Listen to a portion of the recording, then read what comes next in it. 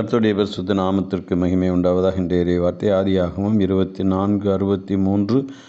ஈசாக்கு சாயங்கால வேளையிலே தியானம் பண்ண வெளியிலே போயிருந்து தன் கண்களை ஏறெடுத்து பார்த்தபோது ஒட்டகங்கள் வர கண்டான். Genesis 24:63. And Isaac went out to meditate in the field in the evening, and he lifted his eyes and looked, and there the camels were coming என்று வாசிக்கிறோம்.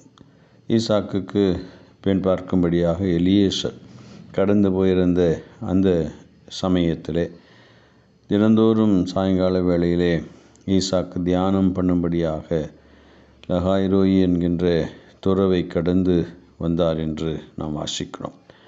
அவருடைய அனுதின ஒரு முறையாக அது இருந்தது. அதை அவர் தன்னுடைய நடைமுறை வாழ்வின் ஒன்றாகவே அதை அவர் எடுத்துக்கொண்டார். இது ஒரு நாள் அல்ல, இரு நாள் அல்ல. அவருடைய வாழ்க்கையின் எல்லா நாளும் இந்த காரியத்தை அவர் செய்கிறவராக இருந்தார். இது சிறு பிராயத்திலிருந்து கர்த்தருக்கு பயப்படுகிற பயத்திலே அவர் வளர்ந்தார் என்கிறதை காட்டுகிறது.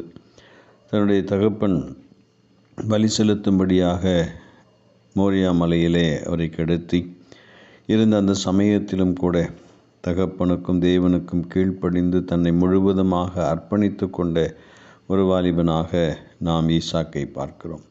அதே ஈசாக்கு இப்பொழுது வளர்ந்து வந்து திருமணத்திற்கு ஆயத்தமாக இருந்த சமயத்திலும் அதே நிலையிலே அவர் வளர்ந்து தேவனை நோக்கி பார்க்கிற, கர்த்தரை தியானம் செய்கிற, தேவனிடத்திலே தன்னுடைய வாழ்க்கையை ஒவ்வொரு நாளும் அர்ப்பணித்து கொள்கின்ற ஒரு தேவ மனிதராக அவர் இருந்தார் என்கிறதை இந்த வசனம் நமக்கு காட்டுகிறது. கர்த்தர் இந்த வார்த்தைகளை நமக்கு ஆசீர்வதிப்பாராக. ஆமென்.